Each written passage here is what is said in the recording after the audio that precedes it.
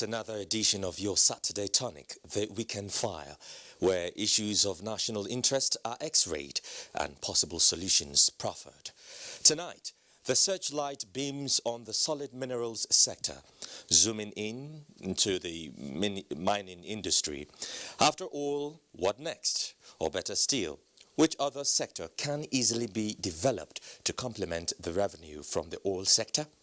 The federal government says solid minerals sector is one of the low-hanging fruits, so huge investment has been made. For instance, the 30 billion naira solid minerals support fund, 2.5 billion naira from Bank of Industry to assist artisanal miners, and the 15 billion naira National Integrated Minerals Exploration Project, all within 2016 to 2018. But what are some of the visible impacts of all these efforts in the nation's financial chart? I mean, the upward movement of the GDP in the sector. How is the sector faring in the face of contemporary security challenges, which are largely attributable to mining? The no-fly zone pronouncement and the banning of mining activities in Zamfara State by the President buttress this point. Mr. Olu Adedayo is the technical advisor to the Minister of Mines and Steel Development, and he will join me later to address some of the issues raised. I'm Joseph Johnson. The news comes first. Determined to bring to a permanent end the Boko Haram menace in the Sahel region, a high-level strategic engagement has been held between President Muhammadu Buhari and his Chadian counterpart Idris Deby. Their discussions also centered on the imperative of recharging the receding Lake Chad. State House correspondent Adamu Sambo reports. Coming to Nigeria for the first time since his country bestowed on him an honor of a field marshal, President Idris Deby Itno of Chad is also here to formally engage President Muhammadu Buhari for the first time in nearly 2 years. The last time the two leaders met was in June 2019 on the sidelines of the OIC summit in Mecca, Saudi Arabia. And just like in Saudi, discussions held behind closed doors centered on the challenges of security bedeviling their countries and the entire Sahel region, as well as the necessity of water transfer into Lake Chad from the Congo Basin. As President Muhammadu Buhari said, about 30 million people are adversely affected by the worrisome state of Lake Chad, which shrunk to just about 10% of its original size. He said with inter-basin water transfer, the people depending on the lake can resume their normal lives in farming, fishing, and animal husbandry, while irregular migration of youth to Europe for greener pastures will be curtailed, as explained by Foreign Affairs Minister Jeffrey Onyema. It's something that's going to be very capital intensive, cost a lot of money, and we're going to have to depend on technical partners, financial institutions, and other partners to help to finance this. That it's something that is not just for Africans, the impact on it, the environmental impact of a shrinking Lake Chad, but it affects humanity. And so everybody has to really mobilize to find the means to be able to carry out this recharging, and the beneficiaries will be the whole of humanity. So the hope is there that we will achieve this, but the challenge is for us to be able to now realize the dream of recharging Lake Chad. President Buhari also appreciated Chad for its role in curbing insurgency in the region, particularly the Boko Haram challenge. Addressing newsmen, the Chadian leader Idris Deby Itno thanked President Buhari for rejigging the armed forces of Nigeria, describing it as critical to the fight against terrorism and insurgency. Au niveau de Boko Haram et État islamique de l'Afrique de l'Ouest.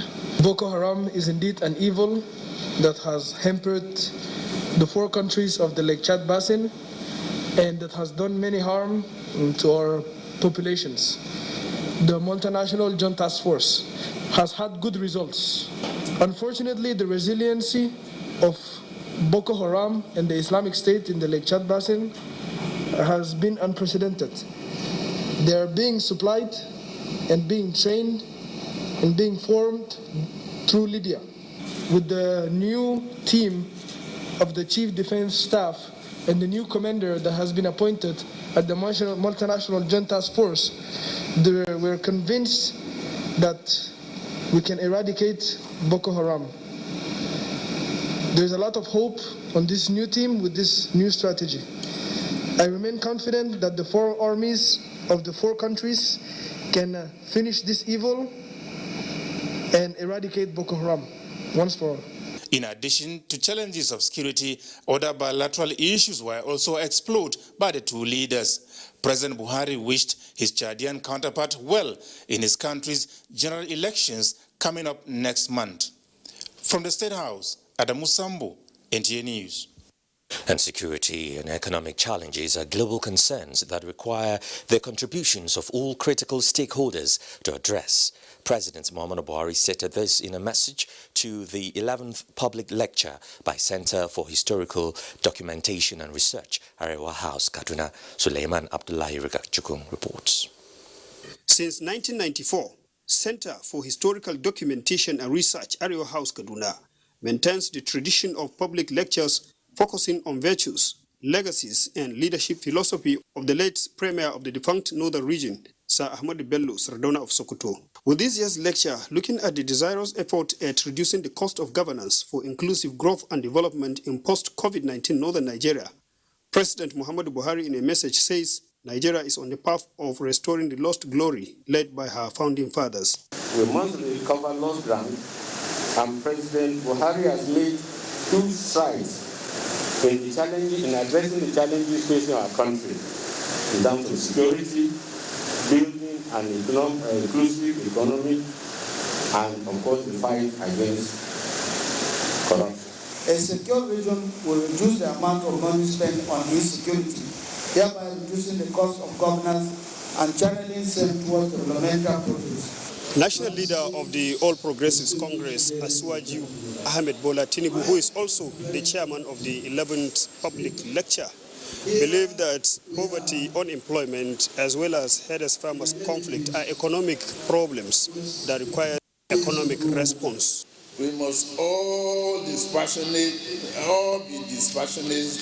in our search for solutions. These challenges are multifaceted, and so shall be the solution must be multifaceted. The lecture adds to the development agenda of the North. Suleiman Abdullahi Rigachukun, NTA News. The governor of Sokoto State, Aminu Tambul, has thrown his weight behind the ongoing debate on constitutional amendment to strengthen the traditional institution in the country. He gave the indication while in Asaba, the Delta State capital, for the inauguration of Secretariat for the Delta State Traditional Rulers Council. Tessie Coker reports. Inaugurating the Delta State Traditional Rulers Secretariat Council, the Sokoto State Governor Aminu Tambua said the role of the traditional institution in the country is key. They should be given their pride of place in the Constitution. It is on this premise that we, at the level of Northern Governors Forum, have agreed to support, initiate a process and support a constitutional amendment that will give the traditional rulers a place of pride in the affairs of the running of the government of the Federal Republic of Nigeria. I know that our traditional rulers have done a lot in their various communities to ensure that Delta State operates in a peaceful environment. Chairman Delta State Traditional Rulers Council, Dr. Emmanuel Efezemo II, the Obi of our kingdom, thanked government for honoring the traditionals too. It is a day the Almighty specially appointed to uplift the history and dignity of traditional rulers in Delta State. With the inauguration of this edifice, the monarchs can now hold their meetings and other traditional functions in Asaba. Tessie Coker, NTA News. Minister of State, Industry, Trade and Investment, Mariam Katagum, has begun engaging women entrepreneurs with a view to stimulating economic growth for the African continental market. Benny Adams reports that the target is to increase the volume of intra-trade from 15 to 25%. Fatima Abubakar Abdullahi has been an entrepreneur for many years. Taking advantage of networking forums like this have seen her grow in leaps and bounds, leading to her becoming the Vice President, Northwest, of the Organization of Women in International Trade, a platform she is using to promote the lot of women in her geographical enclave. They have ready to export products. So we are trying to have an incubation center for them so that they can come and manufacture their products there and get certified. Without doubt, the implementation of AFTA in Nigeria will only live up to its potential if the benefits from intra-continental trade are inclusive. The signature on these papers is an endorsement of an understanding aimed at growing the trade share of the Nigerian woman on the global scene. I would like to affirm the readiness of the ministry to collaborate with the private sector in achieving its mandate. It is expected that this new partnership with the Nigerian Entrepreneur Forum and the federal government will bring to actualization the dreams of Fatima Abdullahi and her counterparts across the country. In Abuja, Benny Adams, NTA News. And as countries gradually reopen tourism sectors after the COVID-19 lockdown, Nigeria must reset the sector to increase the gross domestic product, GDP. This is the recommendation from tourism executives at the Wonders of Nigeria Expo in Abuja. Musa Abubakar has more. It's not been business as usual for the hospitality and tourism industry since the first wave of COVID-19. With international travels and tourism activities placed on pause, income from the sector have seen a significant drop in recent times. Domestic tourism is the worst hit, with more Nigerians likely to travel outside than within the country. Before 2020, a lot of Nigerians were not traveling within Nigeria for leisure. Most Nigerians will travel abroad. Actually, it is said that $1.5 billion was spent buying tickets from travel agents in 2018. This is a narrative these tourism executives want to change at this expo. So during the lockdown, some of us felt that this was an opportunity to promote Nigeria as a destination. As us in Lagos State will continue to drive tourism and entertainment as a way to increase our GDP. We came here to cross-fertilize on ideas, and I've also learned certain things that I'm taking home. The very important thing we're doing as a state is to create some kind of tour circuit to ensure that people get to know Akwa Ibom the more. Some states were recognized for their outstanding contributions to the sector. Abuja, the Wonders of Nigeria Expo showcase different states' tourism potentials and investments. Musa Abubakar, NTA News. The National Universities Commission has given approval to 3 universities.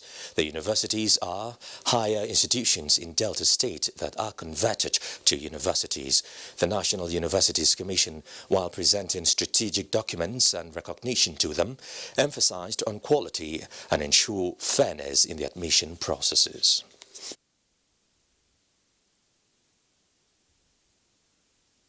Come up with sustainable funding arrangements for these institutions and see how they survive, reduce redundancies, duplications. In the last decade or so, we have witnessed a drastic drop in the demand for programs offered by higher institutions other than universities.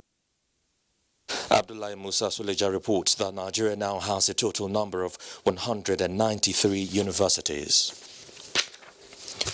Nigeria, just like most parts of the world, is faced with different challenges in its quest for the attainment of nationhood. Abubakar Usman Akwanga reports that these informed the religious gathering at the National Mosque by Islamic scholars and monarchs to pray for sustainable peace and progress of the country. The prayer was presided by the leader of Tijaniya sect, Sheikh Dairo Usman Bauchi, and other Islamic scholars, and attended by revered monarchs and other prominent Nigerians, including followers, stabilizing the nation from all fronts for sustainable peace and meaningful development took center stage during the prayer. When thousands of people gather together for a purpose, and the purpose is for the unity, peace and stability in the country, that shows people really respect the tradition, people respect the authorities, and people love their country. We continue to pray to Almighty Allah to guide us, to give us peace in this country, to give us security in this country, and also to let us develop. Sheikh Dairo Usman Bauchi urged religious leaders, regardless of their faith, to always promote love and preach unity as a tool for transformative leadership. He prayed for the political stability, social harmony, and economic prosperity of the country. In Abuja, Abubakar Usman Akwanga, NTA News. Let's talk security now. In line with the renewed drive to reinvigorate military operations through improved welfare, the Chief of Naval Staff, Vice Admiral Awal Gambo, has inaugurated projects at the Central Naval Command in Delta State. Defense correspondent Ismail Musa has details. Magnificent in exterior and stepping into the interior gives hope to the naval officer with the industrial assets set for use. Now the Nigerian Navy can boast of a garment factory with fully automated industrial lock and stitch machines. The factory is in agreement with the federal government's local content policy to reduce capital flight, generate employment, promote research and development. It is my hope that with time, this industry will cater for the military, other services, and the general public. The naval chief, who is on operational visit to the Central Naval Command, also inaugurated the Logistics Command Guest House, officers' accommodation, then proceeded to Sapele to inspect facilities at the Naval Engineering College, Sapele, Delta State. Ismail Musa, NTA News. Meanwhile, Chief of the Naval Staff, Vice Admiral Awal Zubairu Gambo, has emphasized his commitment to stem sea piracy and other related crimes in the maritime environment. Vice Admiral Gambo made the promise during his familiarization visit to the Central Naval Command in Bayelsa State. Ebenimi Zetimiola reports. On arrival at the Central Naval Command Yenagoa, Bayelsa State, the Chief of the Naval Staff was conducted round the command's facilities, briefing newsmen after a closed-door interactive session. The Chief of the Naval Staff said the meeting appraised operational activities, achievements, challenges, and possible ways of improving upon the successes recorded by the command. He charged officers and men to be professional in discharging their duties and to key into his vision to achieve set goals. Our intention is to achieve urgent and positive transformation of the security situation in the nation's maritime domain in line with presidential directives. He assured officers and ratings that the Nigerian Navy under his watch will reward hard work, while erring officers will be sanctioned. I cannot overstress the importance of upholding discipline and integrity if we intend to achieve any success during my tenure, as discipline remains the foundation of military service. Flag Officer Commanding Central Naval Command, Rear Admiral Kennedy Egbuchulam, in line with the Naval Chief's directive, promised to coordinate human resource and adopt effective strategies to rid the maritime space of all forms of criminality. In Yenagoa, Ebinimi Zitimiola, NTA News. President Muhammadu Buhari rejoices with astute administrator, a scholar and grassroots mobilizer, Professor John Egbe-Enyi, as he clocks 71. The president affirms that Professor Enyi's belief in hard work, honesty and commitment to duty, which he brings to bear in the academic and political fronts, stands him out from his peers.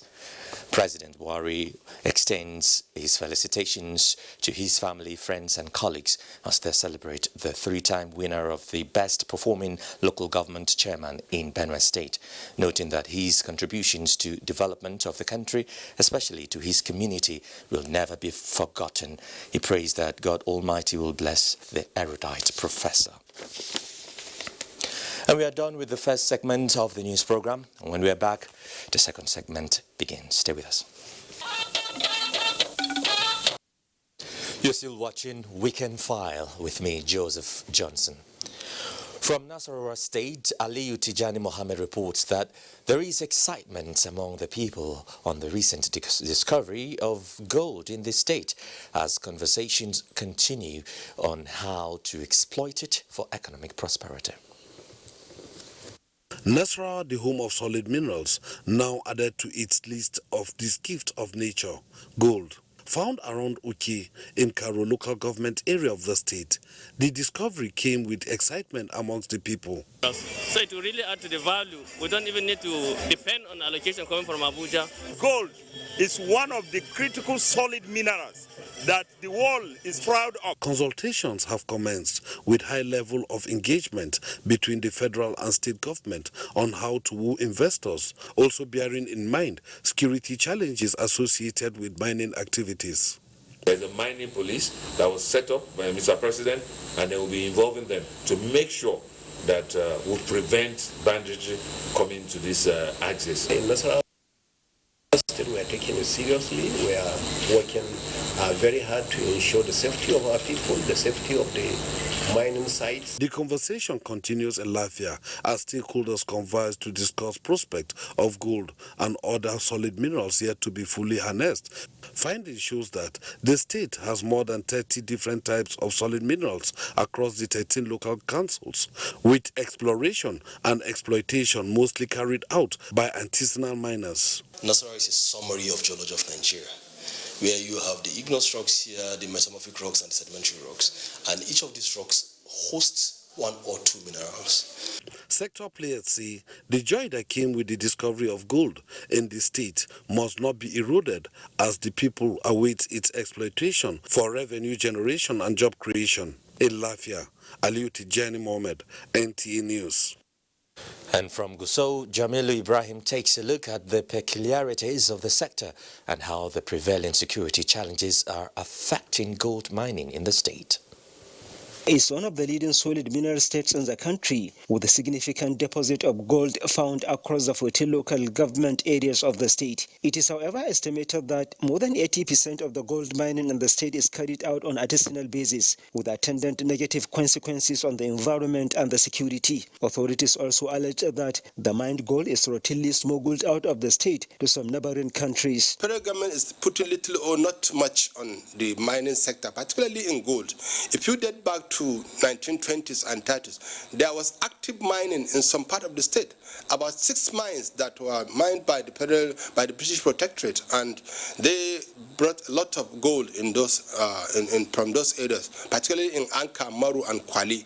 But they are all abandoned. The federal government has since April 2019 put a ban on mining activities in Zamfara state, and the measure was re-echoed recently on a premise that an intelligence report has shown a strong and glaring nexus between the activities of armed bandits and the illicit miners in the state. We have a task force team from the intelligence department, force headquarters Abuja, and other relevant stakeholders to ensure that nobody is allowed to contravene the presidential directives. Some key players in the Zamfara state mining sector, however, stressed the need for the federal government to lift the existing ban on mining activities with a view to saving the huge investment already made in the sector and to attract more investors. What we are playing the government is to release us. You see the kind of investment and it's idle. It's economically, it's a waste now. A lot of people supposed to be working here are idle now. Despite the existing ban on mining activities in Zamfara state, there are still reported cases of illegal mining going on in some parts of the state, even as more security personnel are being deployed to the affected areas to enforce strict compliance. In Gusau, Jamilu Ibrahim, NTA. The mining industry should contribute about 40% to the nation's gross domestic product if relevant agencies implement policies designed to develop the subsector. This, in the opinion of economic experts, will reduce forms of domestic and external borrowing, Amakao reports. Data from the Nigerian Geological Survey Agency shows that the country has over 100 solid minerals deposited beneath the earth crust across the 36 states and the FCT. Worried about the state of the mining sector, experts say these solid minerals are viable for export if proper funding is allocated to value addition after mineral quantification is done. It's better to do what is called beneficiation. We have to beneficiate. We have to process the raw materials before they are exported out of Nigeria, so we can have foreign currency for Nigeria. Economic experts, on the other hand, also say that fixing the mining and solid mineral sector requires a sustained value chain plan to grow the economy. But under the 2016 roadmap for the growth and development of the mining sector, the projection is that by 2025, by the year 2025, the mining sector will be able to contribute about 4%, which is going to be translated into about 25 billion. Improved. And this is what we are recommending, that the states themselves should also take advantage of the potentials in their respective areas. The investments made in mining are very long-term, highly capital-intensive. So people really have to have confidence that their investment is going to be secure, that the way that it's managed, this regulatory framework is stable. A formidable government and private partnership is believed to bring about the needed success in the mining sector. In Lagos, Samaka O, NTA News.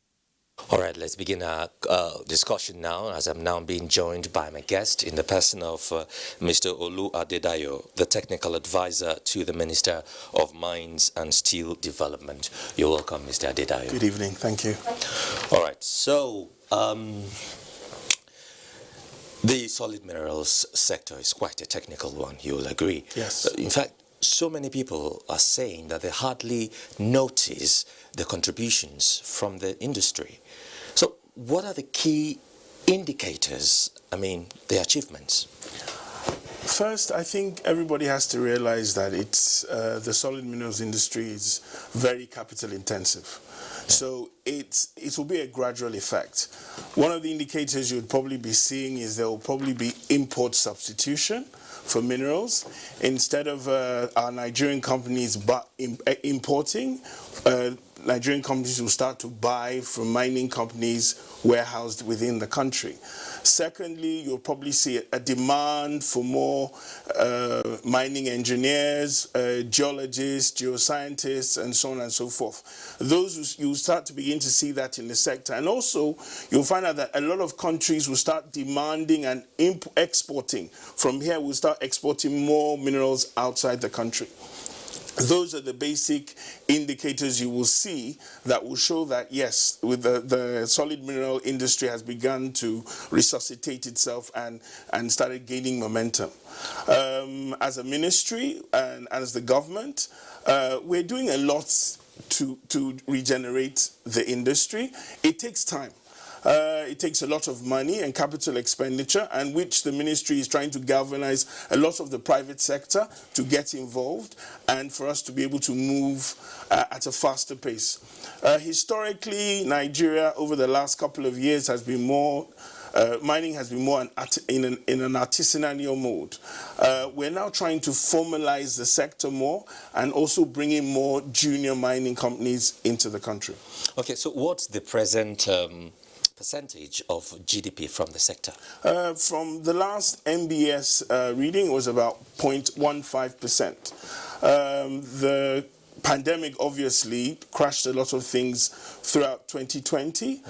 We had actually started a major momentum at the beginning of the year, from January into March, and then with the episode of the coronavirus, everything went down. Investors, of course, were confined to their countries, and of course everybody was trying to survive.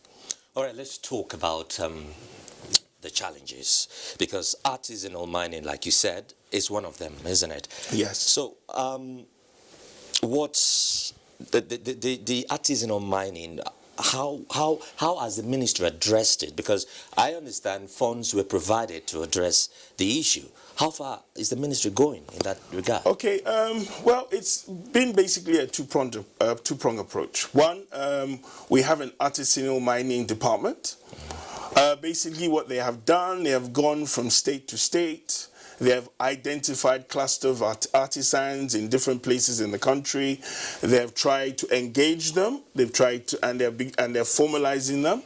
They have created cooperatives which have been registered, and also provided training in health and safe mining methods, and so on. There's also a presidential initiative, PAGMI, the Presidential Artisanal Gold Mining Initiative, and which is also focused actually on artisanal mining for gold.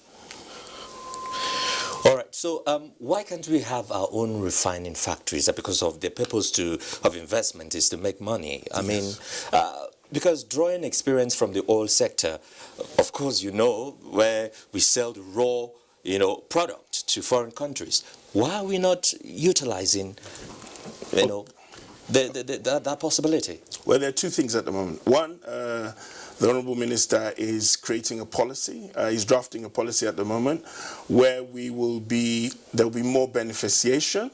And basically what would happen is, instead of us exporting ores, we will be processing more, beneficiating the minerals, and then if we're going to export, we'll be exporting as ingots. Okay. We are doing, even as for the COVID intervention, we are creating mining clusters whereby we'll have processing plants in the geopolitical zones, whereby the artisans will use equipment from these processing centers, and the processing sectors will either smelt, beneficiate, and improve and add value to the different minerals. All right, we'll be looking at other challenges when we return. Let's just pause the conversation for now, so we can file returns in a moment or two. Stay with us. Now, the eastern axis of Nigeria, known for huge coal deposits, can play a crucial role in revamping power generation, among other benefits. From Enugu, Chineye takes a look at the issues. Discovered in Enugu in 1907 by a team of British geologists, coal was a major source of energy to Oji River Power Station, which generated electricity to the entire southeast. It was coal that powered all the whole rails, all the trains that were conveying both the palm produce, both the pyramids, the granite pyramids in Kano, and the cocoa. It was coal that was used to transport all those things to the port, so that they can be exported. Coal mining began in the present-day Enugu state in 1916, and between 1959 to 1965, the Coal Corporation produced about 905,397 tons of coal. Decline in coal production, however, began in 1967 due to the Civil War, and coal production eventually stopped in 2002 when the coal mines were shut down. The discovery of coal in Enugu brought rapid development to the city and gave it a township status, the Coal City.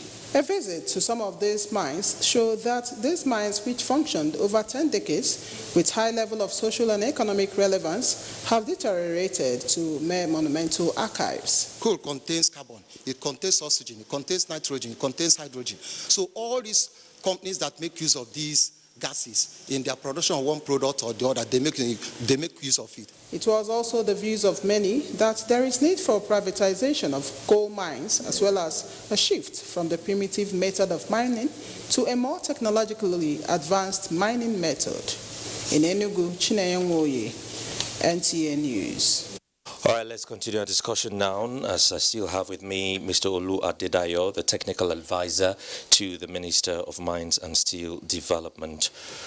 Mr. Adedayo, right, before we went on that break, you were talking about foreign investment. I want us to elaborate more on that, because that's the thrust of the federal government towards bringing in foreign investment into the country. So, what is the ministry doing to attract these investors? Well, the government invested about 15 billion naira into further exploration. They called it the NIMEP project, which was the National Integrated Mineral Exploration Project. And this basically was to do exploration on particular minerals for us to see, collect geoscience data. One of the issues we've had in the country that's been prevailing is that people don't really know how much of these minerals do we have in certain places. This was done. It's about to wrap up in the next couple of weeks. It's been very outstanding. We found ourselves with very long gold belts, chromium, nickel, cobalt, even an iron ore. And we are doing this because at the end of it, we'll do auctions. We'll invite interested investors from all over the world to come and further explore. We're also looking at getting more funding to be able to further do more exploration, because every day we seem to find out we have more minerals in certain places, in certain countries. So this we're doing it to invite all the investors to come in, whether it's from China, from South Africa, the United Kingdom, even Australia. We're talking with all these countries and hoping that they will come in and participate. All right. So with this investment, potential investment, what is the target for the GDP? Well, we're hoping that the GDP will increase by 4 to 5% by 2025. I think we believe we're on track. Despite what we've seen with the pandemic, mining activities are resuming gradually. Investors have started speaking to us. We finished the Nigerian Mining Week last year. It was quite interesting. And we even have another program at the end of this month. And we are continually marketing the nation, and we will profile all our results for the NIMEP in the next Mining Week search program. Okay, so the issue of taxation discourages investors home and abroad. What are we doing in that regard? Because there are multiple taxations. I mean, the ownership rift. So how are you addressing that? Well, the good thing is that the Honourable Minister has been engaging a lot of the governors. We've been going from state to state. We've met with a few. We're trying to agree on what is the federal government's prerogative and the states. And we've been getting very good responses from most of the state governors. We have Miremco that also manages, is a management committee, which the state governors actually nominate the chairman. And this committee has actually been bridging the gap between the federal government, the states, and even the hosting communities. So I believe that over time, we'll find out that this will disappear and everybody will go into the same direction. Okay, so are there incentives to attract investors? Oh, absolutely. All right. Basically, we're probably one of the few countries in the world where foreign investors can own the mining company 100%. Also, they have tax holidays when they come in for about 3 years, and also all mining equipment is duty-free when we bring it in. So relatively, our incentives are quite robust for any of the investors who want to come into Nigeria. Okay, so some of the leases are not effective. Are you looking at revoking them? When you say not effective, do you mean, okay, I get what you mean. Well, we are, recently, I think about a month ago, we advertised the list. Everybody who hasn't paid royalties, who haven't paid their leases, who are not developing their assets, because when you sign for a lease, there are rules, and if within 18 months you've not given us a development plan, you've run foul of the law, and we'll begin to revoke. All right, so apart from the financial aspect, are you also considering the environment? Oh, yes. The committee I mentioned earlier, Miremco. Miremco is the Minerals Management Committee. Their job is to liaise with the host committees, liaise with the federal mines officer, because they're all members of the committee, and go from site to site.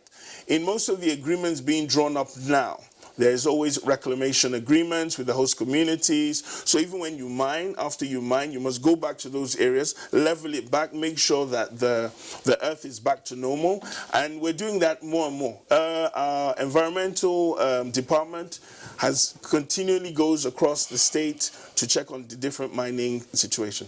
Okay, so finally, before I let you go, what are the assurances you will be giving to Nigerians what they are to expect, from the sector, because they have waited for some time, What I would say is that Nigerians should be a bit patient. We will increase our GDP. The revenues will definitely grow, even from this year. We'll begin to see a surge in the revenue for mining.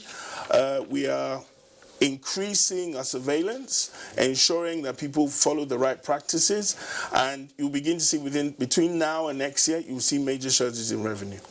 We're out of time now, but I would like to thank you, Mr. Olu Adedayo, for speaking with us. Thank you very much. Thank you for your time. Okay. All right, I've been speaking with Mr. Olu Adedayo, the technical advisor to the Minister of Mines and Steel Development. Let's take a last break. Stay with us. Let's bring in sports now. Super Eagles of Nigeria have qualified for 2022 Nations Cup holding in Cameroon. Olumide Eguntola has these and more on sports update.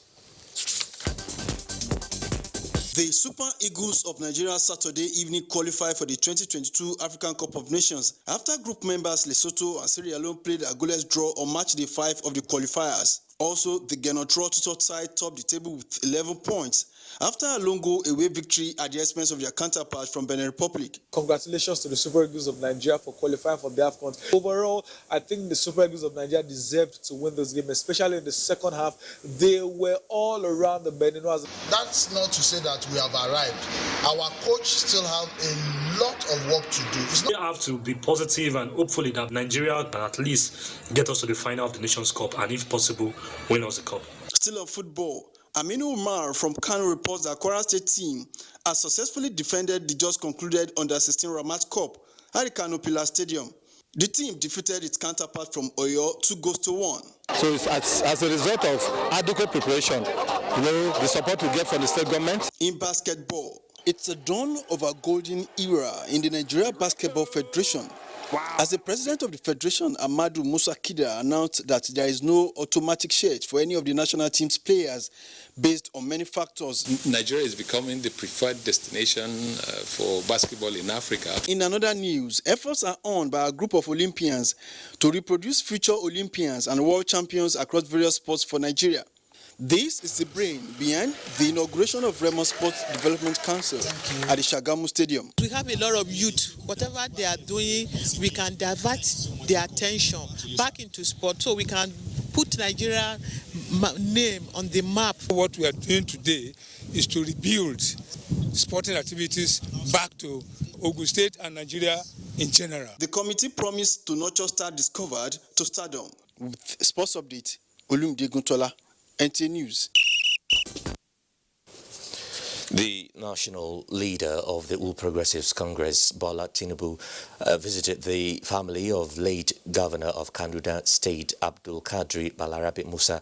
While meeting family members, Bola Tinubu said his visit is a mark of respect to the late political icon, recalling the role of the deceased in the political struggle for actualization of an old 1993 June 12 presidential election. Tinubu described late Balarabe Musa as a true Nigerian with passion of justice and unity. The former governor of Lagos State stressed the need for nurturing and sustaining legacies of late Balarabe Musa. It was a celebration of glorious exit in Kaduna as the remains of Air Commodore Michael Atto were laid to rest. Achari Maxwell reports.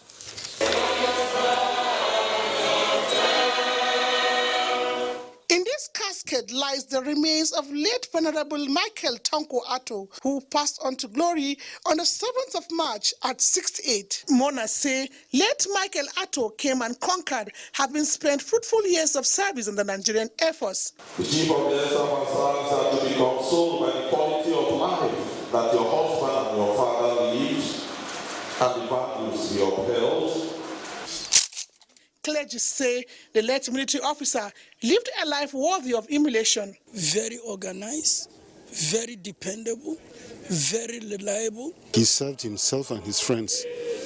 Then he became Air Commando Atu, where he served the nation and humanity.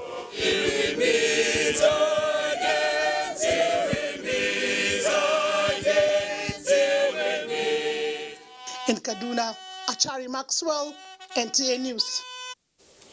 Now a quick check on Sunday's weather outlook. Hello and welcome. The past 24 hours we recorded poor horizontal visibility over places like Maiduguri, Kano and Plateau. And from the satellite imagery, this fresh plume of dust was raised. And this is expected to further deteriorate horizontal visibility over the northern and central region of the country in thick dust haze throughout Sunday. The southern parts of the country are expected to have patches of clouds with a hazy atmosphere mostly over the inland areas. As we go into the day, few thunderstorms are anticipated over parts of Rivers, Akwa Ibom and Cross River. Due to the expected reduction in horizontal visibility over the north and central region, we advise road users and airline operators to take necessary precautions. That's all for the forecast. I am Theodora Item. Thank you for watching.